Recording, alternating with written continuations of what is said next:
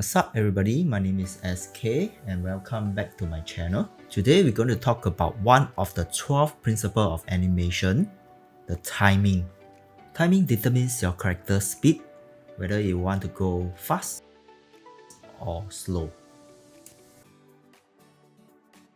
I found that animator with a music background or good at music is better at understanding the timing. This is just my opinion. Of course, you can be a good animator without a music background. Or you can be someone who like to listen to music, because music gives us a beat and rhythm.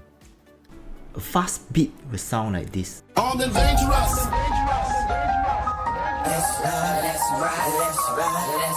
And we also can have different rhythm and beat.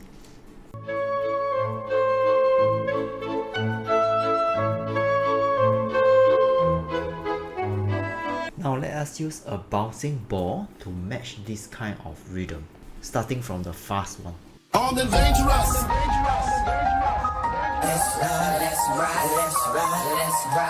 Now let's try the other music rhythm.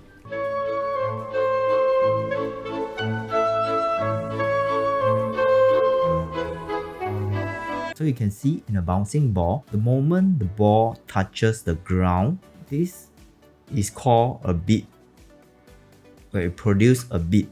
When it go up and go down again, it produces another beat, and so on. So what is a rhythm? So when the ball touches the ground, it produces a beat. You can see the timing is different. It will become like boom, boom, boom, boom, boom, boom, boom, boom, boom, boom, boom, boom, boom, boom. Right? So because of the gravity, it produces a different timing. So in animation term, we don't use beat and rhythm. Beat and rhythm is just a concept that I come up with. So in animation, how we communicate with each other is looking at the main key pose. In the previous video, I go through with you how to identify the key poses. So this is the initial key poses. Key pose. Bottom is another key pose. This extreme pose is also a key pose. Okay, these are all the key poses that you should key. And whatever in between, like this, and this, okay, is called the in between. Then this thing is called the arc.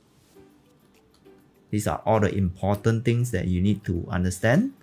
These are called the spacing. Okay, you have to understand all these terms, animation terms. It is very important. When I say the spacing, you need to spread out more. It's something like from here to here. You can see the distance is larger than the one in front. Okay, this spacing, you need to take care of it, which I will go through in another video. So today, you just need to know the timing, which is the rhythm. In a normal bouncing ball, when you do a normal walk cycle, it will sound something like left, right, left, right. The timing is actually quite constant. Boom, boom, boom, boom. Right? So, but in a bouncing ball, the rhythm is different. Okay, the timing is also different. It will first become slow. It will become boom, boom, boom, boom, boom, boom, boom. Okay, it becomes acceleration. Become slow first, then it becomes faster. Boom, boom, boom, boom, boom, boom, boom. Right? So let us try to animate a bouncing ball and try to learn the bouncing beat and rhythm. Just create a sphere over here and then do the first poses at 1. Okay, and then it will bounce up and go down. To determine a timing, which is the beat and rhythm,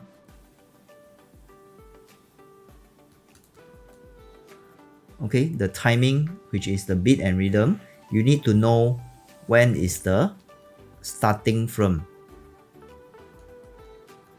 okay, and the ending from. These two will determine your speed. These two will determine your speed. This is your bouncing ball example. Your first keyframe is 1 and your second one is at 11. So the speed, if I'm going to drag this okay to nearer to each other, right, you can see that the speed is something like this. So let me try to drag it further. Okay, so the speed of the starting frame is 1 and 11 is the ending frame. So the in between is about 10 frame. So the experience will tell you whether this is fast or slow. Okay, at the beginning you might be confused about how the speed works. Okay, how much should I place the speed? So you have to animate more. Just keep animating, you will get used to all this kind of speed.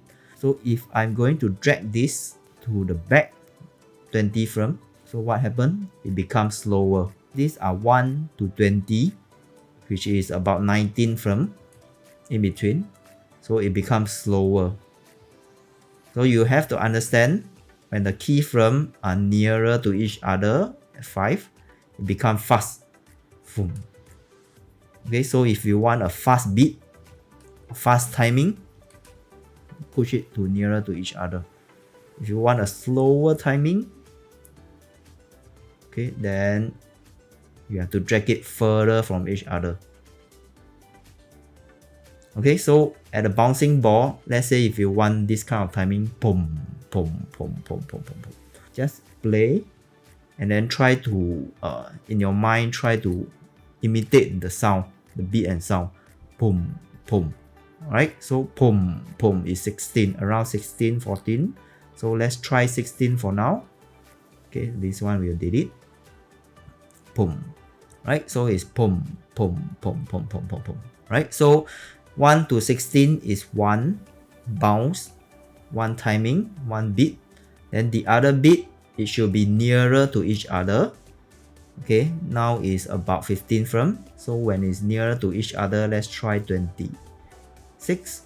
So in a normal case, when the bouncing ball moves forward, it should be at a constant speed. When you look at your graph editor, Translation X, so it's a constant speed. Just need to select everything, just drag and select and press this constant speed. Okay, these are not a constant speed, so you should move this to make it a straight line, about a straight line. Okay, then you can delete this one, become a straight line. Normally in blogging, we will try to make our key pose as a step mode.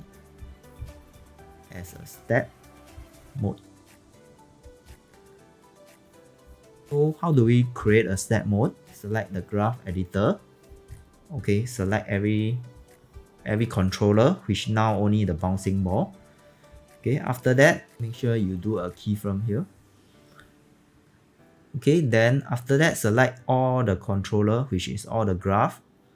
Then press this. This is the step mode. So all the in-between are gone. When I press play, you can see over here is in a step mode. So now you can see the rhythm and the beat, whether is it what you want. So let's create more bouncing speed. Okay, maybe 32, then 36, and followed by 38. Okay, then make it a constant speed. In order to see a constant speed, I need to change back to this mode first, linear. Then these two I can delete to make it a straight line. Keyframe everything first. And now I can change to step mode. Boom, boom, boom, boom, boom. You can add in an in-between. So this will be a highest point.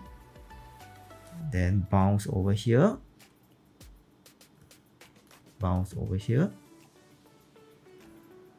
Then over here. The last one. Okay, before you change everything to step mode, remember to keyframe everything, because you can see the lighter yellow, the lighter red color is not keyframe. Okay, so I always ask you to select all the controller and do a keyframe at your main key. Okay, always do that. Now you can change everything to step mode.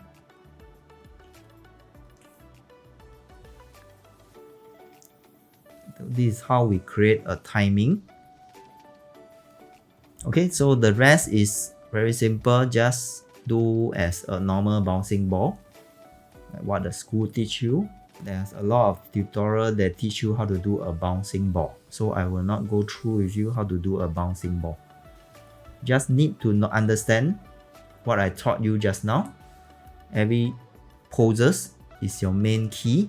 This is your main key. So you have to understand this is your main key, and your main key will produce a beat. The beat will produce the rhythm. Everything over here will create a timing. If your supervisor or lecturer say the timing is wrong, is too slow, what you can do is just select all the keyframe and then drag it in. Okay, then press snap. Okay, all the bouncing ball will become faster. If only this part you feel that it is too fast, you can just drag all the keyframe and drag it behind. It will become slower. So this is how we edit the timing during the main key pose, which is at the blocking stage, where you want to get the timing correct. We can use this to adjust all your key poses. If you like my video, don't forget to hit the like button and do subscribe to my channel, as I'll be posting new video every week. Hope to see you guys next time, and happy animating!